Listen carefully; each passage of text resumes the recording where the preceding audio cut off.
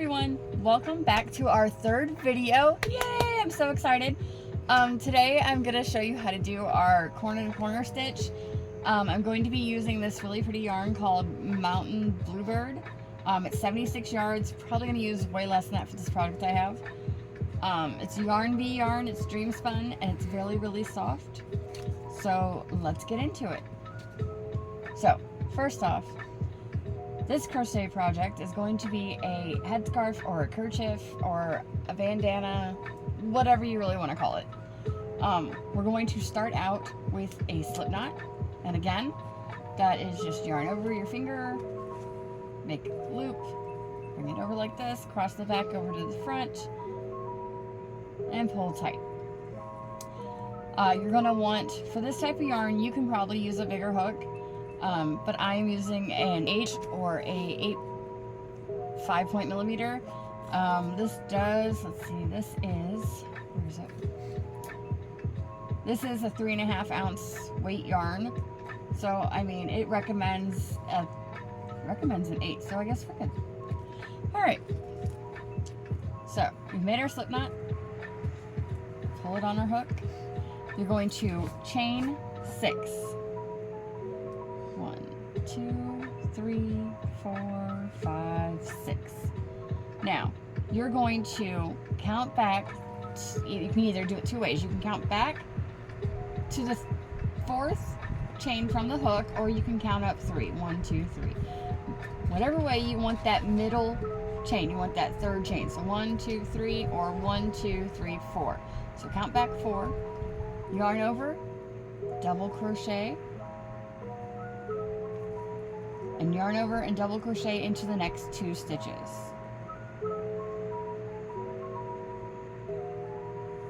This is row 1 of our corner to corner tutorial.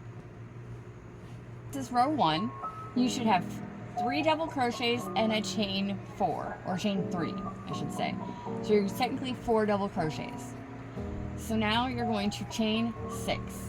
1, 2, 3, 4, 5, 6. Pull some working yarn out here. Okay. So you chain 6. This is for your row 2. You're not going to turn right now. Right now you're going to find that 3rd or 4th one. So I'm going to go 4th back. So it's going to be 1, 2, 3, 4. And I know it's the 4th one. I know it's the right one because I should have 2 on this side and 3 on this side. It's the 3rd chain from the bottom, 4th chain from the top. You're going to yarn over, go in, yarn over, pull through 2, pull through 2, and I'm going to work down this chain. You're going to crochet 2 more times in those next 2 chains. Double crochet and double crochet. Alright, so now I have 2 mountains, if you will, and they look a little like that. So now here comes a little bit of a tricky part. You're going to want to crochet the next mountain into the top of this chain 3 space. So what you do, you have it like this in your hands. You're going to flip the first one you made up. So it looks almost like a little L or like a shoe. A shoe is good. Here's your toes, here's your ankle. You're going to slip stitch into this little hole here. You can kind of see it where my finger is, or my thumb is. You're going to insert your hook into the top of that space, slip stitch to the second one, and double, or chain 2. Well, you can chain 3 actually. So this is row 1, this is row 2. Now you're going to double crochet into this chain space, the same chain space you slipped into. 1, 2. Now you have 3, you're going to make 1 more is 4. Alright, so now you have 4 double crochets. This is row 1 with our chain 3 and 3 double crochets. Row 2 and row 3. Each row is going to look like a mountain or a hill, and then you'll have these little valleys or rivers in between. So now this is going to be our next row, which is row. This is the end of row 2, and you can tell how many rows you are by how many mountains you have. So this is row 1, it only has 1 block. This is row 2, it has 2 blocks. So every time you expand it, it will have that number of rows, it'll have that number of mountains. So we're going to start on row number 3. We're going to chain 6, 2, 3, 4, 5, 6. Each, we're going to go back 4, 1, 2, 3, 4, yarn over,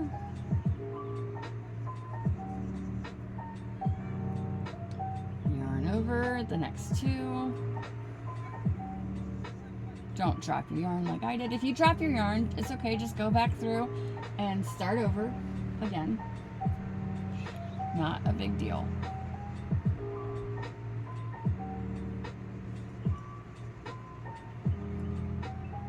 All right, we're at that last double crochet. You're going to flip your work up to make the shoe, slip stitch into the top of that first double crochet, that chain 3 space or chain 6 space, slip stitch, chain 3, 1, 2, 3, and add 3 more double crochets into that center hole. 1,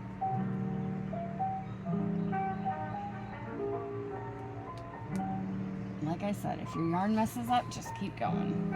Start over. So you can see I screwed up. That's okay. So we're going to go in. 1, 2, and 3. There's 4. We're going to slip stitch to the top of the 3rd one, right in that chain space.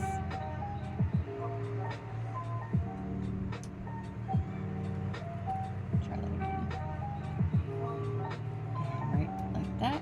Chain 3, 1, 2, 3. Double crochet, 1, 2, and 3. And as you can see, row 3 has 3 mountains and the valleys. Again, you're just going to chain 6 for row 4. 1, 2, 3, 4, 5, 6. Count back 3, or 4, I'm sorry. 1, 2, 3. It's 3 if you're going from the bottom. So 1, 2, 3 into that 4th one, and 1, 2, 3 right there.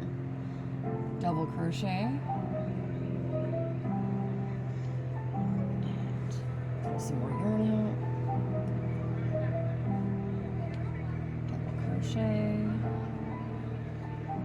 And double crochet again into that last chain space. Now, flip your work up, and it's just the same thing. You're going to double crochet, or slip stitch, I'm sorry, into the top of this row. And you can see it's starting to look like stairs. That's what you want. You want it to look like stairs when you lay it flat. So chain 3, 1, 2, 3, double crochet,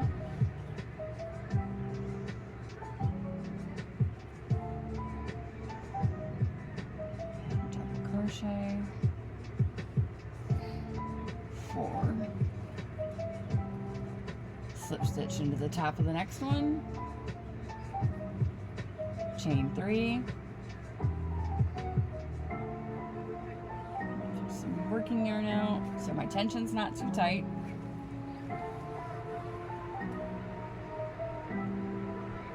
double crochet, 1, 2, and the last one to make 4, slip stitch into the top, chain 3, and 3 more double crochets, 1, 2, and 3. Now this pattern will repeat as many times as you need to make it the size you need. Now I'm making a kerchief or a bandana, and I will post a picture of what it looks like here in a minute. It's going to be, I don't know how many rows yet, depends on the size of your head. So you want to take a tape measure and just measure from the base of your neck or your kitchen, if you know where your kitchen is on your head, measure around so you know how big to make it, and leave room for the straps. So I will count mine and I will come right back with the number of rows that we're probably going to need. Alright, so here is one that I've made previously. You can see I still have my tails to weave in. That's okay. This is 14 rows. I'm going to try to make this one 14, 15 rows also. It should come back to like the middle of your head or further down. And then these will tie under your neck at the kitchen, which is like the base of your neck. And then it just ties here in a bow, or you can do a knot in it. Doesn't matter. But that's what I'm making. And it just hangs off the side of your head. So like I said, this is 14 rows for my size head. But if you need it bigger or want it longer, that's fine. You can do that too. But I just thought I'd show you this one so you can see what it's going to look like when we're done. Alright, so we are at the end of row 4. 1, 2, 3, 4. Remember, that's how you can tell. I'm going to do about 10, 11 more rows so I get that 14 or 15 mark. And then I will meet back up with you when those are done. Go. Alright, so now I have my 14 rows done. And you can see that it's 14 because it should have 14 this way and 14 mountain peaks across the top. So now what you want to do is you want to put it on your head and pull the sides around to the back of your head to see how far it goes and how many chains you're going to need. I measured mine. I'm going to need about 10 to 15 chains on each side. So what we'll do is we'll chain 10 or 15 and slip stitch back down them and slip stitch across the top. And I'll show you a couple of that right now. So we're going to chain 1, 2, 3, 4, 5, 6, 7, 8, 9, 10, 11, 12, 13, 14, 15. And I'm going to turn this so that when I slip stitch, I'm going to just work across this way. So, skip that first chain, just slip stitch into here, go in, pull up the loop, and pull through the second loop on the hook, all the way down. Alright, so there's my 15 and my slip stitch. Now you can see, in order for me to come down this way, I'm going to have to slip stitch, flip it up, and slip stitch into this hole right here. Right like that. And then flip over. And slip stitch across the top of the mountains. 1, 2, and 3. 3 usually goes right into that. Yeah, right into that slip stitch or that chain 3 that we space that we made, and slip stitch that. And then you're going to slip stitch into the chain 3 space, and you're going to then bring it down here to the valley, and you're going to stick your hook into the hole right here and just slip stitch into that hole. And that will bring you up to these 3 across the top. Slip stitch here, 2, 3, and into the chain space. And then we're going to go in the bottom, in the valley, slip stitch. And all this does is put a nice little like finished edge on it. You can leave it this way, but I like to kind of be a little extra and make it just a little bit more polished. Slip stitch to the next one, 2, 3, into the chain space, and down into the space, and slip stitch there. And you can see from the other side, it just kind of brings it all together. And like I said, there's multiple ways to do this across the top, but this is just the way I do it. pretty simple and quick, and just keep slip stitching to the bottom and then across the top. All right, I will see you at the other side. Go. All right, so we are at the end here, and you can see I still have this little space for my chain. All you're gonna do is take it and slip stitch into that spot, just like you would normal, and bring it down. And you can even take it a step further and slip stitch into the bottom of that chain space to give it a little more structure, so it kind of matches this side. Then if you have enough yarn, you can single crochet or slip stitch, either way, all the way down and up to make it so if your stitches turn out a little uneven or you just want a nice polished look, you can slip stitch all the way down here, and that's a good way to hide your ends. Or, because I am running out of yarn, you can do like I'm going to do and cut it off.